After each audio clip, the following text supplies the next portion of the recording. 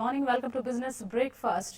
ఎఫ్ఐఐల పెట్టుబడులు అలాగే ప్రముఖ కంపెనీల మెరుగైన క్యూఏ ఆర్థిక ఫలితాలు, రుతుపవనాలు పుంజుకోవటం వంటి కారణాలతో గత వారం దేశీయ మార్కెట్స్ లాభాల్లో ముగిశాయి. వారం మొత్తం మీద బీఎస్ఈ సెన్సెక్స్ 485 పాయింట్లు, అలాగే ఎన్ఎస్ఈ నిఫ్టీ 126 పాయింట్ల లాభంతో ముగిశాయి. గత వారం ఐటీ రంగ షేర్లు లాభాలను చవిచూడగా పవర్ రంగ షేర్లు అత్యధికంగా నష్టాల్లో ముగిశాయి. ఇక ఈ వారం మార్కెట్లపై విశ్లేషణ అందించేందుకు అలాగే ఇన్వెస్టర్స్ అలాగే ట్రేడర్ల సందేహాల సలహాల కోసం ప్రస్తుతం టీవీ5 స్టూడియోలో ఉన్నారు బాలగారు అలాగే శేషు గారు. వారిని అడిగి మరిన్ని వివరాలు తెలుసుకుందాం. 9963155573 నెంబర్స్ కి కాల్ చేయండి, మీ డౌట్స్ ని క్లారిఫై చేసుకోండి. Good morning sir. Good morning sir. Sir బాలగారు, ఫస్ట్ మీరు చెప్పండి, ఈ వారం కూడా మార్కెట్స్ గత వారం లాగానే ఆ లాభాలను కొనసాగించే అవకాశం ఉందంటారా? అలాగే ఈ నెల 29-30 అమెరికా ఫెడరల్ ఓపెన్ మార్కెట్ సమావేశాలు అంతర్జాతీయ మార్కెట్లపై ఎటువంటి ప్రభావం చూపించే అవకాశాలు ఉన్నాయంటారు? ఎఫ్ఓఎంసీ ప్రభావం ఎక్కువగా మన మార్కెట్ల మీద ఉండకపోవచ్చు అండి, ఎందుకంటే మనకి బేసిక్లీ డొమెస్టిక్ కారణాలే చాలా ముఖ్యం. అండ్ లాస్ట్ 1 week లో compare to previous 2 or 3 weeks కొద్దిగా మాన్సూన్ అడ్వాన్స్ అయింది కాబట్టి ఐ థింక్ మన మార్కెట్స్ పాజిటివ్గానే ఉంటాయండి. నెక్స్ట్ 10-15 డేస్లో మొత్తం అన్ని రిజల్ట్స్ కూడా వస్తాయి. మనకి ఈ వీక్ ట్రంకేటెడ్ వీక్, రేపు హాలిడే కాబట్టి నెక్స్ట్ 1 or 2 డేస్లో మనకి F&O క్లోజింగ్ కూడా ఉంది. కాబట్టి కొద్దిగా వీక్నెస్ మనం మేబీ 1 or 2 డేస్ చూడొచ్చు, ups and downs and volatility అనేది. బట్ ఓవరాల్గా చూసుకుంటే మాత్రం మన మార్కెట్లో రెసిలియన్స్ అండ్ స్ట్రెంగ్త్ అనేది చాలా స్ట్రాంగ్గా కనిపిస్తుంది. కాబట్టి I think our markets will do reasonable well. ఎందుకంటే పాలసీ పరంగా కూడా మనకి ఎవ్రీ వీక్ ఏదో ఒక స్టేట్మెంట్ ఆఫ్ ద అదర్ వస్తుంది. కాబట్టి ఫాస్ట్ ట్రాక్ రిఫార్మ్స్ ప్రాసెస్ చేపడుతున్నారనే కారణం చాలా బలపడుతుంది. అండ్ సెకండ్లీ మనకి ఇలాగే ఉంటే మాత్రం ప్రాబబ్లీ ఆగస్ట్ ఆర్ సెప్టెంబర్ లోపల ఒక స్మాల్ ఇంట్రెస్ట్ రేట్ కట్ చూడొచ్చు ఆర్బీఐ తరఫున అని చెప్పేది కూడా చాలా స్ట్రాంగ్గా ఎక్స్పర్ట్స్ చెప్పడం జరుగుతుంది. సో ఇవన్నీ కనుక జతకూడితే డెఫినెట్లీ మన మార్కెట్ పాజిటివ్గానే ఉండే అవకాశం ఉంది. కాబట్టి మేజర్ వీక్నెస్ మాత్రం కనిపించలేదండి మార్కెట్లో. ఓకే అండి. నెక్స్ట్ శేషు గారు, రేపు రంజాన్ సందర్భంగా మార్కెట్స్కి అయితే హాలిడే, మరి ఈ ప్రభావం నేటి మార్కెట్స్ పై ఎటువంటి ప్రభావం చూపించే అవకాశాలు ఉన్నాయంటారు? పెద్దగా దాని ప్రభావం పెద్దగా ఉండకపోవచ్చు అండి, ఎందుకంటే మనకి లాస్ట్ ఫ్రైడే రోజే మార్కెట్లో కరెక్షన్ చూసాము. నిఫ్టీ ఒక టైంలో దాదాపు 77 పాయింట్స్ దాకా నష్టపోవడం చూసాము. అయితే లాస్ట్లో రికవరీ కూడా చాలా స్ట్రాంగ్గానే ఒక 35-40 పాయింట్స్ రికవరీ చూసాము. కాబట్టి రేపు రేపు ట్యూస్డే హాలిడే అయినా కూడా పెద్దగా ఉండకపోవచ్చు. మరీ ముఖ్యంగా గ్లోబల్ క్యూస్ అనేవి చాలా స్ట్రాంగ్ ఉన్నాయి. అది మన మార్కెట్ ఒకవేళ వీక్ ఉన్నా కూడా మళ్ళీ మన మార్కెట్లో ఒక అప్ ట్రెండ్కి రావడానికి అవకాశం ఎక్కువ ఉంది. మరి ముఖ్యంగా ఈ రోజు కానీ చూస్తే ఈ రోజు మార్కెట్ చాలా స్ట్రాంగ్గా ఓపెన్ అంటే ఫ్లాట్గా ఓపెన్ అవుతుంది. అయితే క్లోజింగ్ కొంచెం స్ట్రాంగ్గా ఉండే అవకాశం ఎక్కువ ఉంది. ఎందుకంటే ఈ సిరీస్ మొత్తం కూడా చూస్తే మన ఇండియన్ మార్కెట్స్ ఒక వోలటాలిటీ ఒక 300 పాయింట్స్ బడ్జెట్ తర్వాత 7-8 లెవెల్స్ నుంచి 350 పాయింట్స్ పడి మళ్ళీ అక్కడి నుంచి రికవర్ వచ్చి మళ్ళీ 7-8 టెస్ట్ చేసింది అంటే చాలా స్ట్రాంగ్గా ఉన్నట్టు చెప్పొచ్చు. మరి ముఖ్యంగా ఇండెక్స్ మాత్రం చాలా స్ట్రాంగ్ ఉంది. అయితే స్టాక్ స్పెసిఫిక్ యాక్షన్ అనేది ఎక్కువ మార్కెట్లో ఉంటుంది. మనం చూసాం ఈసారి ఇండెక్స్ పెరిగినా కూడా మిడ్ అండ్ స్మాల్ క్యాప్ దానికి తగ్గట్టుగా పెరగలేదు. కాబట్టి వాటిలో యాక్షన్ రావాలి అంటే మాత్రం మార్కెట్ స్టేబుల్గా ఉండి నెక్స్ట్ మంత్ కూడా మార్కెట్ అప్ ట్రెండ్లో కొనసాగితే మాత్రం మిడ్ అండ్ స్మాల్ క్యాప్లో మనకి ర్యాలీ రావచ్చు. బట్ ఈ రోజు మార్కెట్ విషయానికి వస్తే ఈ రోజు మార్కెట్లో బయింగే సజెస్ట్ చేస్తాను. ముఖ్యంగా బ్యాంకింగ్ స్టాక్స్ బై చేసుకోమంటాను. ఎస్బీఐ ఒకటి ఇంట్రాడే కోసం బై చేసుకోవచ్చు, లేదా ఈ F&O క్లోజింగ్ వరకు ఇక్కడ నుంచి ఒక 60 to 70 రూపీస్ దాకా ఎస్బీఐలో ఒక అప్ ట్రెండ్ రావచ్చు. తర్వాత యాక్సిస్ బ్యాంక్ కూడా ఒకటి కరెంట్ అవర్స్ నుంచి పెరిగే అవకాశం ఉంది. అయితే బ్యాంకింగ్ స్టాక్స్లో లార్జ్ క్యాప్ బై చేయమంటాను. ట్రేడర్స్ మాత్రం, ఇన్వెస్టర్స్ మాత్రం మిడ్ క్యాప్లో బై చేసుకోవచ్చు. బట్ ఈ సిరీస్లో నెక్స్ట్ 2-3 రోజుల్లో మిడ్ క్యాప్ బ్యాంకింగ్లో పెద్దగా అప్ ట్రెండ్ అనేది ఉండకపోవచ్చు. తర్వాత ఇంకా ఐటీ స్టాక్స్ కూడా, large cap IT stocks next 2-3 రోజుల్లో ఎవరైనా లాంగ్ పొజిషన్ తీసుకోవాలనుకుంటే కూడా large cap IT stocks like TCS ఒకటి బై చేసుకోవచ్చు. ఈవెన్ ఇన్ఫోసిస్ కూడా కరెంట్ అవర్స్ నుంచి కూడా బై చేసుకోవచ్చు.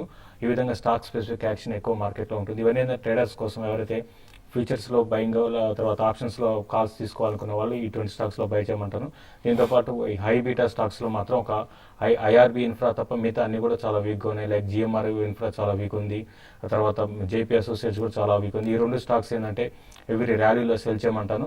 పెద్దగా ఈ నెక్స్ట్ 2 to 3 డేస్లో పెద్దగా పెరిగే అవకాశం లేదు. బ్యాంక్ నిఫ్టీ కరెంట్ లెవెల్స్ నుంచి ఒక 250 to 300 పాయింట్స్ ఈ సిరీస్లో పెరగచ్చు. దాంట్లో కూడా ఎవ్రీ డిప్లో బై చేసుకోమంటాను. ఈ విధంగా స్టాక్ యాక్షన్ ఉంటుంది.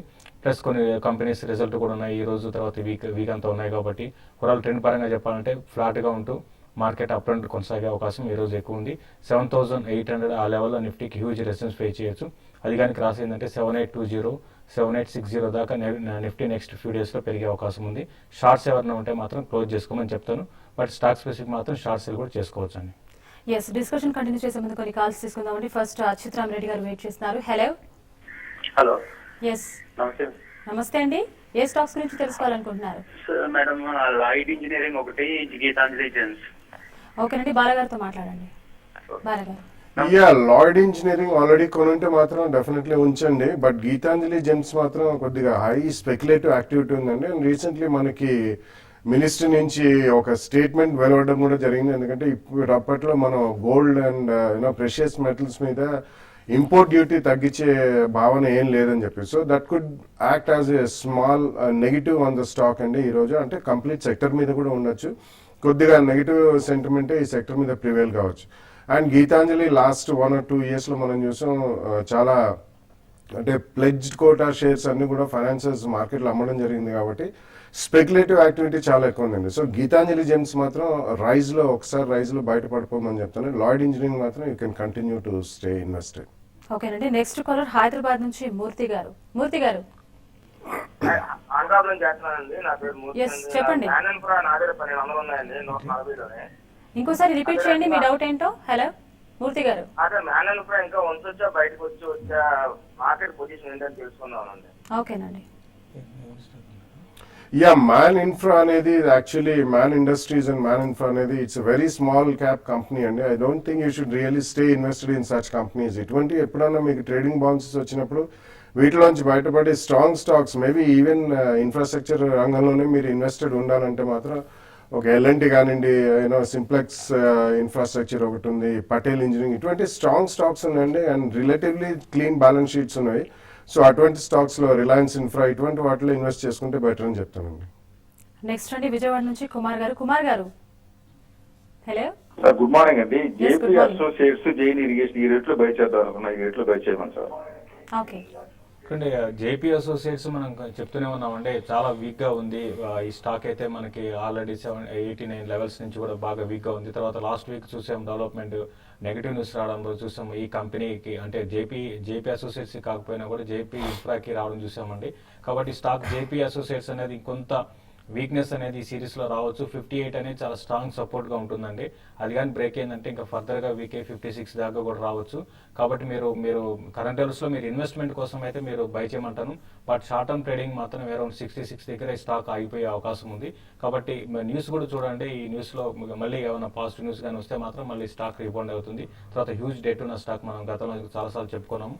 తర్వాత మీరు జైన్ ఇరిగేషన్ గురించి అడిగారు. జైన్ ఇరిగేషన్ మాత్రం కరెంట్ లెవెల్స్ లో మీరు బై చేయొచ్చండి. మరి ముఖ్యంగా లాస్ట్ ఒక 1 week 10 days కానీ చూస్తే వీక్ గా మాన్సూన్ మనకి సౌత్ లో కొంచెం వీక్ ఉన్నా కూడా నార్త్ సైడ్ లో మాత్రం చాలా స్ట్రాంగ్ గా మాన్సూన్ అనేది ఉంది. దానివల్ల ఏంటంటే కొంచెం ఈ స్టాక్ లో కూడా ఒక అప్ ట్రెండ్ రావచ్చు. నెక్స్ట్ సిరీస్ లో నేను అనుకోవడం జైన్ ఇరిగేషన్ కరెంట్ లెవెల్స్ నుంచి పెరగవచ్చు ఒక 10% దాకా నెక్స్ట్ 2 to 3 months లో పెరగవచ్చు. జైన్ ఇరిగేషన్ బై చేయండి, కానీ జేబీ మాత్రం కొంచెం కాషియస్ గా బై చేసుకోమని చెప్తానండి. నెక్స్ట్ కాల్ అండి హైదరాబాద్ నుంచి భద్విరెడ్డి. భద్విరెడ్డి గారు. హలో, నమస్తే మేడం. ఎస్ నమస్తే అండి, ఏ స్టాక్స్ గురించి? నేను ఎస్బీఐ గురించి అండి. ఓకే. ఎస్బీఐ అయితే మీరు హోల్డ్ చేయండి. యా, శేషు గారు మీకు సజెషన్ ఇస్తున్నారు, వినండి. ఒకటండి, ఎస్బీఐ అయితే ఆల్రెడీ మీ దగ్గర ఉంటే మాత్రం హోల్డ్ చేయండి అండి. ఇప్పుడే మనం బాలా గారు కూడా చెప్పడం జరిగింది. రానున్న నెక్స్ట్ చాలా రోజుల తర్వాత మనకి ఇంట్రెస్ట్ రేట్ తగ్గే అవకాశాలు కొన్ని కనపడుతున్నాయండి. మాన్సూన్ ఇదే విధంగా ఎంకరేజింగ్ ఉంటే నెక్స్ట్ 2 to 3 months లో ఇంట్రెస్ట్ రేట్ తగ్గే అవకాశం ఉంది. దానివల్ల ఏంటంటే బ్యాంకింగ్ స్టాక్స్ రిలేటెడ్ స్టాక్స్ అన్ని కూడా పెరగవచ్చు. అయితే రిజల్ట్ ఇంకా అనౌన్స్ చేయలేదండి. అయితే బ్యాంకింగ్ లో ఇప్పటి వరకు వచ్చిన ప్రైవేట్ బ్యాంక్స్ లో మాత్రం యాక్సెస్ కానీ ఇటువంటి బాగా రిజల్ట్ బాగా అనౌన్స్ చేశారు. అయితే పిఎస్సీలో కొన్ని మిడ్ క్యాప్ పిఎస్సీలో కొంచెం రిజల్ట్ అంత ఎంకరేజింగ్ లేదండి. మీరు చూడండి, ఎస్బీఐ రిజల్ట్ కానీ బాగొస్తే ఈ కరెంట్ లెవెల్స్ నుంచి ఇంకా పెరగవచ్చు. బట్ ఈ సిరీస్ లో నెక్స్ట్ 3 days లో మాత్రం ఒక 2580 2600 వరకు కూడా ఎస్బీఐ పెరగవచ్చు. కాబట్టి మీరు ఆల్రెడీ బై చేస్తుంటే హోల్డ్ చేయండి. ఫ్రెష్ గా బై చేయాలని కూడా మీరు కరెంట్ లెవెల్స్ లో మీరు స్టాక్ బై చేసుకోవచ్చు అండి. నెక్స్ట్ నర్సాపురం నుంచి సూరిబాబు అండి. సూరిబాబు గారు. నమస్తే అండి బాలా గారు. మేము ఫైనాన్షియల్ టెక్నాలజీస్ కానీ ఎంసీఎక్స్ కానీ ఈ రేట్లో తీసుకోవచ్చు సార్. కర్ణాటక బ్యాంక్ 145 హోల్డ్ చేస్తున్నాం సార్, ఉంచుకోవచ్చా లేకపోతే ఇంకా కొనొచ్చా?